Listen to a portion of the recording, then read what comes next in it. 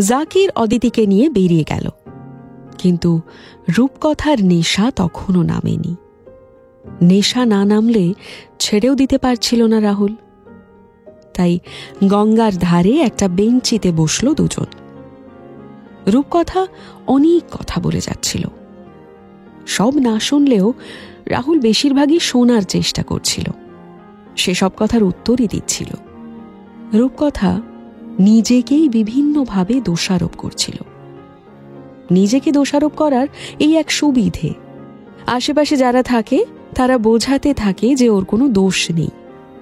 রাহুলও তাই করছিল।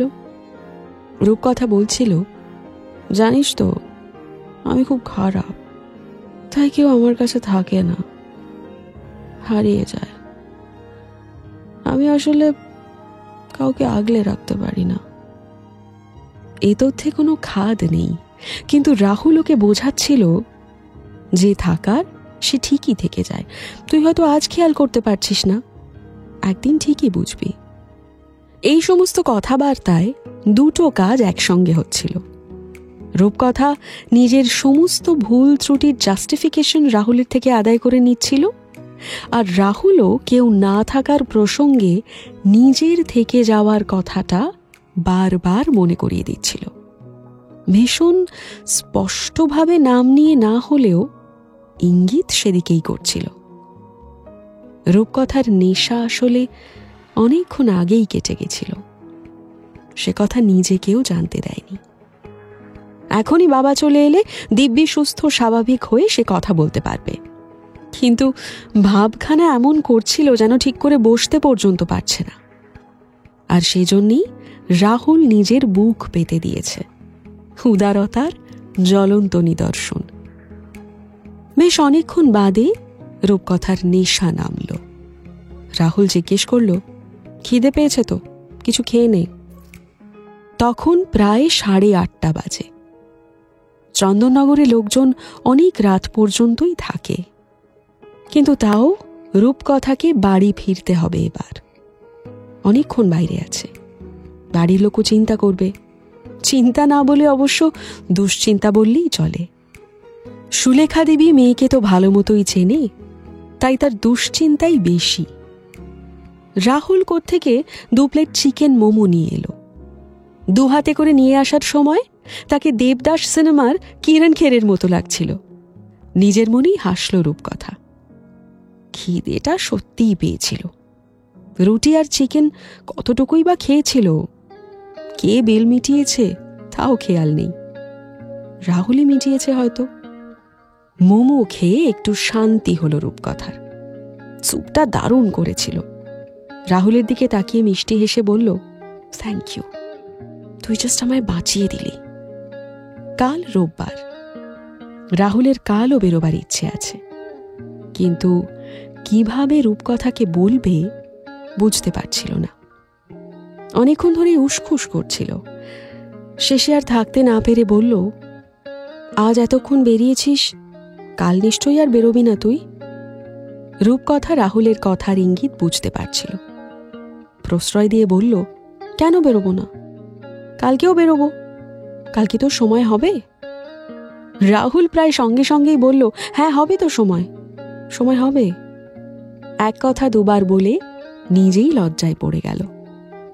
রূপকথা হেসে বলল, ঠিক আছে, আর লজ্জা পেতে হবে না। তবে শোন, কাল আর অদিতিকে ডাকবো না, তুই আর আমিই বেরোবো। কোথায় যাবি বল? ঠিক আছে, এখন বলতে হবে না, কাল ভেবে আসিস। মন্ত্রের মতো গড়গড় করে বলে গেল রূপকথা। রাহুল শুধু ঘাড় নাড়ল। বাড়ি ফিরে রূপকথা সবার সঙ্গে বেশি বেশি কথা বলছিল। বাড়ির লোকেরা মেয়ের এই ব্যবহারে চমকে গেল। কোনোদিন মুখ দিয়ে একটা বাক্যি সরানো যায় না, আর আজ কিনা অনর্গল কথাই বলে যাচ্ছে। রান্নাঘরে উকি মেরে জিজ্ঞেস করল, মা, কি রান্না হচ্ছে আজ? সুলেখা দেবী রাতের তরকারি করছিল। বলল, রুটি আর আলুর তরকারি, ঝাল ঝাল। আবদারির সুরে বলল, মা, পরোটা করে দেবে আমার জন্য? মেয়ে বড় হয়ে গেছে, বহুদিন আর কোনো আবদার করে না। সুলেখা দেবী মেয়ের কথা ফেলতে পারল না। এক গাল হেসে জিজ্ঞেস করল, কটা খাবি তুই? আঙুল দিয়ে 3 দেখালো আর বলল, একটা ডিমও ভেজে দিও। ছোটবেলায় সবাইকে নিজের লোক মনে হয়, তাই বোধহয় ছোটরা হামেশাই বায়না আবদার করতে থাকে। বড় হওয়ার সঙ্গে সঙ্গে এসব কমে যায়, নিজের লোককেও দূরের মনে হয়। আজ সুলেখা দেবীর খুব ভালো লাগছিল মেয়ে যে তার কাছে একটা ডিম ভাজা খাওয়ার আবদার করেছে। এ যেন তার সাধারণ একটা দিনকে চমৎকার করে তুলল। মনের আনন্দে মেয়ের জন্য 3টে পরোটা করল, শেষে একটা ডিম ভেজে খেতে ডাকল রূপকথাকে। খাওয়ার সময়ও অনেক গল্প করছিল রূপকথা। বস্তিতে মানুষ কত কষ্টে থাকে, ছোট ছোট ছেলেগুলোর মধ্যে একটা অপুষ্টি রয়েই গেছে, এইসব বিভিন্ন কথা। পরদিন বেলা করে বেরোলো রূপকথা। রাহুল ঘড়ির মোড়ে এসে ফোন করলো ওকে। তারপর দুজনে মিলে স্কুটি নিয়ে গেল ব্যান্ডেল চার্চ।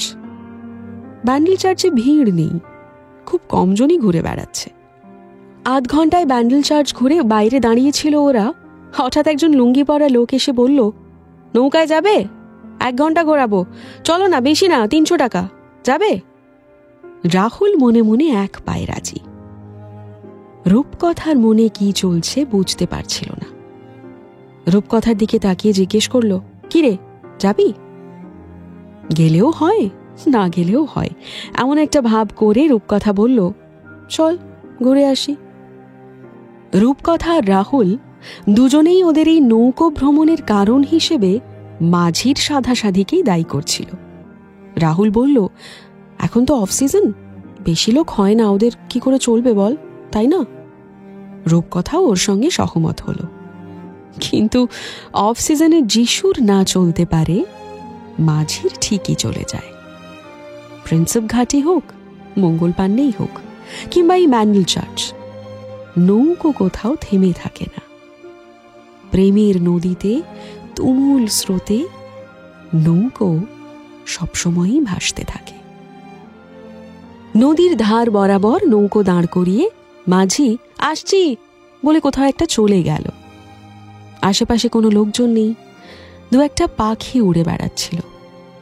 এমন নির্জন জায়গায় রাহুলের অস্থির লাগছিল ভীষণ। রূপকথা সবই বুঝতে পারছিল, এ যেন কেমন রোমান কৃতদাসদের নিয়ে খেলা। তাড়িয়ে তাড়িয়ে উপভোগ করছিল রূপকথা। হঠাৎ রূপকথার চোখের দিকে তাকিয়ে 2 হাত ছড়িয়ে দিল রাহুল।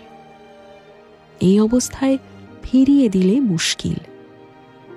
রূপকথা রাহুলের বুকে মাথা রাখল। রাহুলও জাপটে ধরল ওকে। জীবনের এক একটা অধ্যায় ছোট গল্পের মতো, পুরোয় না, আরো অনেক অনেক কিছুর সম্ভাবনা রেখে যায়। তবুও পরের অধ্যায়ে চলে যেতে হয় মানুষকে। যতই হোক, সময় তো অনন্ত নয়। রূপকথাও যেন জীবনের পরের অধ্যায়ে প্রবেশ করল। অনেকে অনেক কিছু বলতে পারে ওকে, কিন্তু পৃথিবীর যে কোনো কুৎসা এড়িয়েই বেঁচে থাকা যায়। সেখানে কত কত খারাপ লোক। যে মানুষ পরমাণু বোমা মেরে 2টো শহর উড়িয়ে দিয়েছিল, তারও তো রাতে ঘুম হয়েছিল। আর এই তো রূপকথা নিজে ভালো থাকার সিদ্ধান্ত নিল, এতে আর দোষ কোথায়? খানিকক্ষণ পরে মাঝি ফিরে এসে বলল, এবার যেতে হবে। ওরা আর ঘড়ি দেখল না। যে মুহূর্ত আপাতত রাহুল পেয়েছিল, তা কি আর সেকেন্ড কিংবা মিনিট দিয়ে পরিমাপ করা যায়? ফেরার পথে ওদের নৌকো কাদায় আটকালো। ততক্ষণে টাকা মেটানো হয়ে গেছিল। মাঝি বলল, এখানেই নেমে যেতে হবে, আস্তে আস্তে। রূপকথা একটু গুইগাই করছিল। রাহুল নায়কের মতো বলল, আরে আমি আছি তো। হাত ধরে ভীষণ সাবধানে পার করে দিল রূপকথাকে। কিন্তু নিজে অত সাবধানে বেরোতে পারল না। বড় একটা পা ফেলতে গিয়ে পিছলে গেল কাদায়। মাঝি এসে টেনে তুলল তাকে। প্যান্টে কাদা লেগে সে একেবারে যাচ্ছে তাই অবস্থা। জল দিয়ে ধোবার পর রূপকথা জিজ্ঞেস করল, লেগেছে পায়ে? ঘাড় নাড়ল রাহুল। রূপকথা ফের প্রশ্ন করল, আমায় তো বার করে দিলি, নিজে অমন পড়ে গেলি কি করে? হাসল রাহুল, বলল, প্রেম করলে কি আর দিকবিদিক খেয়াল থাকে? রূপকথাও হেসে বলল, পাগল একটা। কাছেই একটা দোতলা রেস্টুরেন্ট ছিল, তারই ওপরে গিয়ে 2 প্লেট চিকেন বিরিয়ানি অর্ডার করল। রাহুল বলল, মাটন সব জায়গায় ভালো থাকে না, চিকেনই করি নাকি? রূপকথাও সাই দিল তাতে। খেয়ে দিয়ে স্কুটিতে চেপে বাড়ির পথ ধরল দুজনে। কি অদ্ভুত এই যাতায়াত! এসেছিল বন্ধু হয়ে, আর যাচ্ছে যখন প্রেমিক প্রেমিকা। স্কুটির গতিতেও সে আনন্দ বেগ বাড়িয়েছে। চনমন করছিল রাহুল। রূপকথারও ভীষণ শান্তি লাগছিল। মনের মধ্যে কোথাও কি কোনো বিষাদ লুকিয়েছিল? থাকতেও পারে। তার কথা এখন ভাবতে ইচ্ছে করছিল না রূপকথার।